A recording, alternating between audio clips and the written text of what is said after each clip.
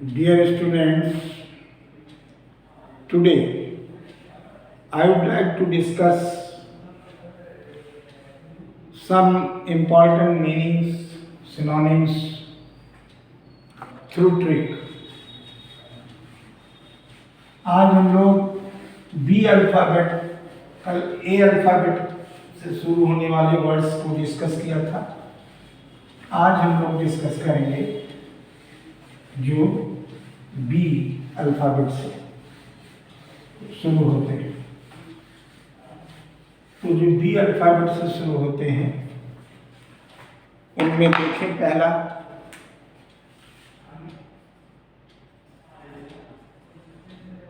जो सिनोनिम्स हैं with trick,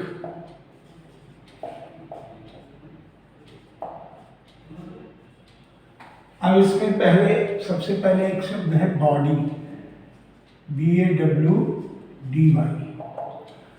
अब इसके 4 ऑप्शन आपको दिए जाते हैं, नोट कर लें। जैसे हमने दिया क्रूड, ठीक है, क्रूड के बाद वल्गर,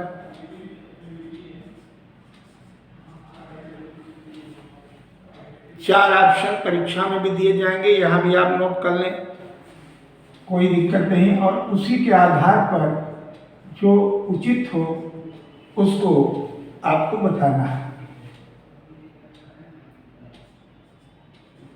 इनमें 4 ऑप्शन हैं जो एप्रोप्रिएट है इसके अनुसार।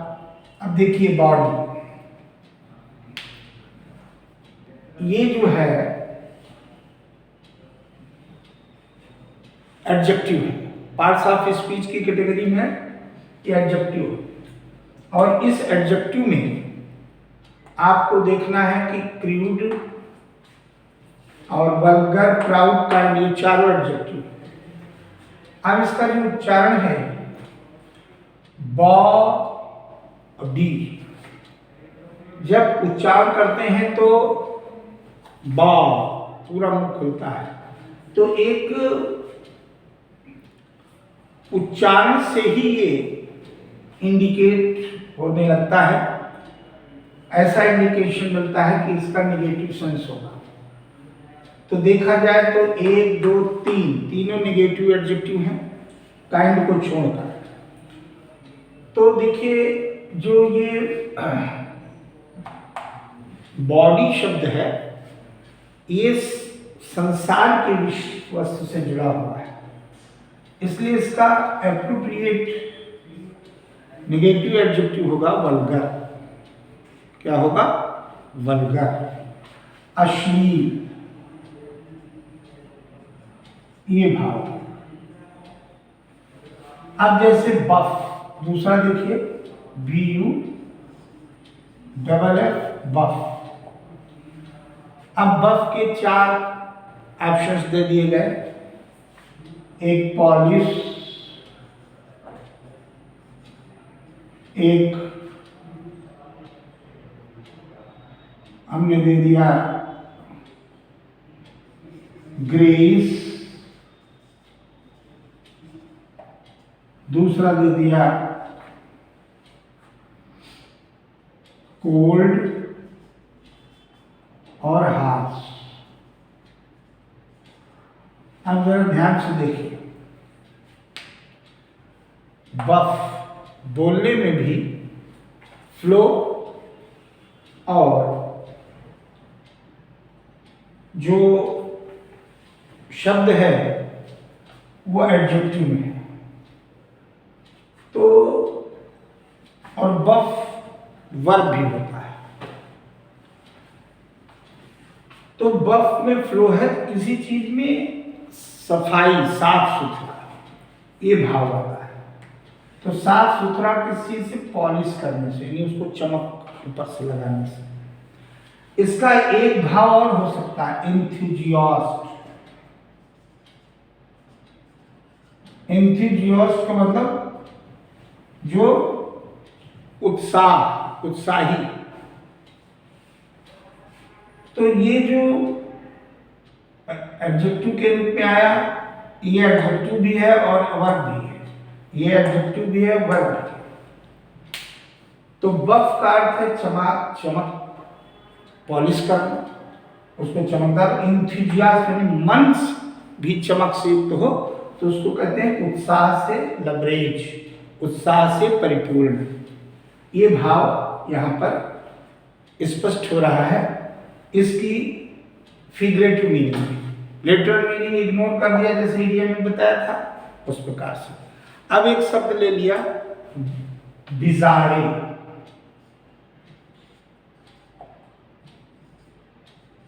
बिजारे। अब इसके 4 ऑप्शन दे दिए। एक हमने दे दिया मान लीजिए क्रूड, दूसरा दे दिया, कई शब्द इंग्लिश में एक चीज के लिए अनेक आ जाते हैं तो उससे आपको विचलित नहीं होना। एक दे दिया ग्रोटेस्क्यू, GROTESQUE,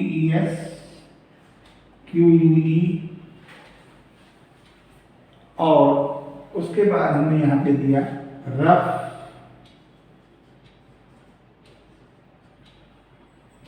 और यहां दे दिया ऑर्डिनरी। अब ये 4 ऑप्शन दिए हुए, एग्जाम में भी ऑप्शन होंगे तो आपको देखना है कि बिजारे, बिजारे शब्द में एक उत्साह जो होता है, इसकी उच्चारण में एक उत्साह, बिजारे फ्लो भी है और बोलने में भी अच्छा लगता है। और ये एडजेक्टिव है तो ये भी एडजेक्टिव, ये भी एडजेक्टिव, ये भी एडजेक्टिव, और ये ऑर्डिनरी। ये सब शब्द जो हैं आप देख रहे हैं कि अलग अलग मीनिंग रखने वाले हैं। तो जब ये तो हो नहीं सकता क्रूड, क्रूड का मतलब जो भत्ता हो, जो कुरूप हो, जो अच्छा न हो। ग्रोटेस्क्यू कहते हैं जो विचित्र हो, जो आपको स्टंड कर दे, अवाक कर दे। रफ, खुदरा, साधारण, तो ये बिजारे के साथ इसका सामंजस्य बैठ रहा ग्रोटेस्क्यू, यानी कि स्ट्रेंज, विचित्र। आप इसके कई शब्द लिख सकते हैं और जैसे स्ट्रेंज लिखते हैं, ठीक है। इसके मान लीजिए आप लिखते हैं अमेजिंग, इसका आप स्टंड लिख देते हैं जो आपको अवाक कर दे, आदि आदि शब्द, क्वियर, यूनिक, सब इसमें आ जाते हैं। तो शब्द की स्थिति को आप कैसे उसका आकलन करेंगे, उसके उच्चारण से वो किस कैटेगरी का है और साथ ही साथ उसका भाव क्या है, उसका लाक्षणिक अर्थ क्या है, शाब्दिक अर्थ पे न जाए। अब जैसे एक और शब्द है हमने दिया बॉर्डराइज, BOWLDERISE,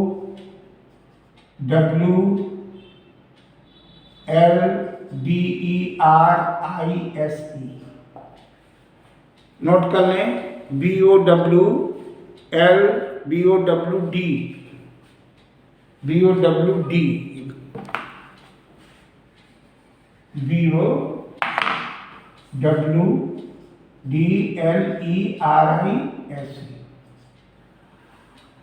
अब इसको बॉर्डराइज बोलते हैं, बॉर्डराइज। अब 4 ऑप्शन दे दिए। एक दे दिया एब्यूज, एक दिया टॉलरेट, और एक दे दिया कोई उदाहरण आप जैसे सफर है, सफर दे दिया, और बोस्ट दे दिया। अब आप देखें ध्यान से, ये 4 ऑप्शन है। इसका उच्चारण भी कठिन है, बॉर्डराइज। तो जो इसमें शब्द दे रहे हैं, इसके ऑप्शंस के रूप में ये चारों आप देखें तो ये वर्ब है, ये भी वर्ब है, ये भी वर्ब है और ये भी वर्ब है। अब इसमें हमको ये देखना है कि नेगेटिव सेंस किसमें किसमें आ रहा है। तो 1, 2, 3 में नेगेटिव सेंस आ रहा है, लेकिन इसका अर्थ गाली देना, इसका सहन करना, इसका कष्ट सहना और इसका डींगे हाँकना, घमंड दिखाना। तो जो बॉर्डराइज शब्द है उसको आप किस प्रकार से अर्थ लेंगे? तो आप देखिए कि अब ये नया तरीका आपको हम बता रहे हैं कि जब एक नई, इस शब्द को देके एक नई विधि बता रहे हैं। बॉर्डराइज में एक शब्द समझ आ रहा कि ये जो अलग अलग कर दें तो BOWDLE